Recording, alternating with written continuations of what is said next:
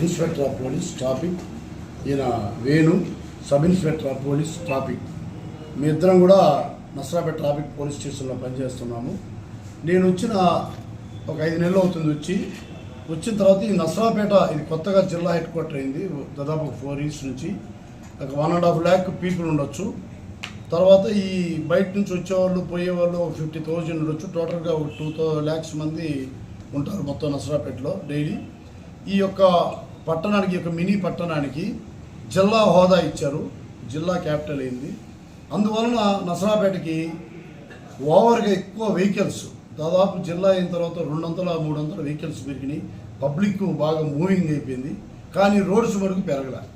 Roads అలాగే ఉన్నాయి. Main Mallamma centre కానీ, కోట సెంటర్ కానీ, మయూరి సెంటర్ కానీ, క్లాక్ టవర్ కానీ, మనకి ఈ రైల్వే గేటు రోడ్డు కానీ, ఇంపార్టెంట్ చిత్రాలయ కానీ, ఎక్కడ రోడ్స్ అక్కడే అలాగే ఉన్నాయి.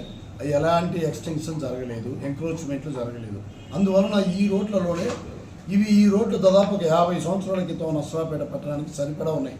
తర్వాత ఇప్పుడు ఈ ప్రజెంట్ సిట్యువేషన్లో ఈ పెరిగిన వాహనాలకి, పెరిగిన జనానికి ఈ రోడ్లు చాలా ఇంపాసిబుల్ ట్రాఫిక్ అనేది ఫ్రీ ఫ్లో కావడానికి.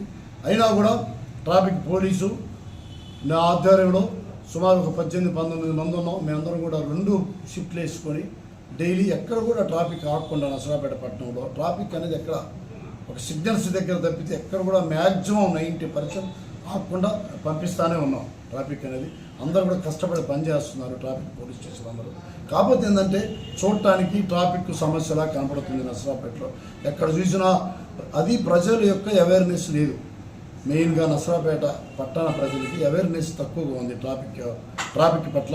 ఎక్కడ వెహికల్స్ అక్కడే వదిలేస్తున్నారు. చదువుకున్న వాళ్ళు వదిలేస్తున్నారు, చదువుకున్న వాళ్ళు వారు వదిలేస్తున్నారు. షాపింగ్కి వచ్చిన వాళ్ళు షాపుల ముందు వెహికల్స్ పెట్టేసి వెళ్ళిపోతున్నారు. మేము మ్యాక్సిమం అందరికి చెప్తున్నాము, ఫైన్లు వేస్తున్నాము. తర్వాత నా పెట్రోలింగ్ ఒకటి ఉంది, మూవింగ్ చేస్తుంటాను. అవి కాకుండా 2 బైక్ మొబైల్స్ ఉన్నాయి. ప్రతి పాయింట్లో కూడా మా స్టాఫ్ ఉంటారు, అందరూ చెప్తానే ఉంటారు. కొన్ని వేల మంది ప్రజలు రాకపోకల వలన ఎంత చెప్పినా కూడా అది చెప్పనట్టుగానే కనపడుతూ ఉంటుంది. కానీ మ్యాక్సిమం అందరం చేస్తున్నాం ట్రాఫిక్. నసరాపేట పట్టణంలో ముందు ప్రజలకి సహకరిస్తేనే మన ట్రాఫిక్ పోలీస్ అనేది సక్సెస్ అయ్యింది. ప్రజలు సహకరించబోతే మనం ఏం చేయలేము. మేము ఎంతమంది అండి, మా ఓటు 18 మంది ఉంటారు. దాదాపు 2 లక్షల మంది ప్రజలు ఇటువంటి తిరుగుతున్నారు. వాళ్ళందరినీ సహకరించాలంటే ప్రజలు సహకరించాలి. ప్రజలు ట్రాఫిక్ అవేర్నెస్ కలిగి ఉండాలా. Traffic MB act, motor vehicle act rules వాళ్ళకు కొంచెమే అవగాహన ఉండాలా. కనీసం బేసిక్ నాలెడ్జ్ అని ఉండాలి. రోడ్ల మీద వెహికల్స్ పెట్టకూడదు. ఇంకో ప్రాబ్లం ఏంటంటే నసరాపేట పట్టణానికి పార్కింగ్ ప్లేసులు లేవు. ఎక్కడ కూడా పార్కింగ్ ప్లేసులు లేవు. ఈ షాపింగ్ ఎస్టాబ్లిష్ మొత్తం కూడా పల్నాడు బస్ స్టాండు, మన main Mallamma centre, clock tower అక్కడే ఉన్నాయి షాపింగ్. ప్రతి ఒక్కరు కూడా అక్కడికి రావాల్సి వస్తుంది. Mallamma centre highly busy.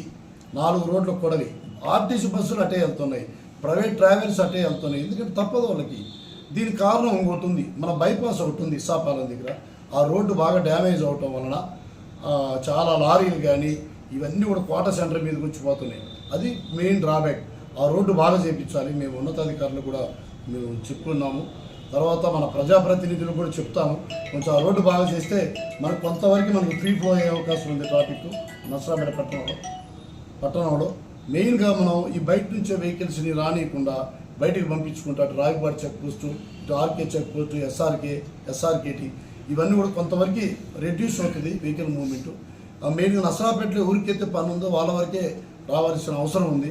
మిగతా వాళ్ళందరూ కూడా నసరాపేట వయా వాళ్ళందరూ టౌన్లోకి రావడం వల్ల కొంచెం హెవీ బిజీ అయింది. దానికి తగ్గట్టు ఆ ఆటోలు ఎక్కువైనాయి. వాళ్ళకు కూడా అవేర్నెస్ లేదు. మేము అవేర్నెస్ కల్పిస్తాం, మీటింగ్లు కండక్ట్ చేస్తాం, స్కూల్ బస్సులను కూడా కంట్రోల్ చేస్తాం, వాళ్ళతో కూడా మాట్లాడతాం. అలాగే ఆర్టీసీ డిపో మేనేజర్తో కూడా మాట్లాడి వాళ్ళకు లెటర్ పెడుతున్నాము. మ్యాక్సిమం బస్సులను టౌన్లో రానియకుండా అటు చిత్రాలయం మీద కానీ బైపాస్ మీద కానీ బొమ్మని రిక్వెస్ట్ చేస్తాం మా ఉన్నతాధికారుల ద్వారా.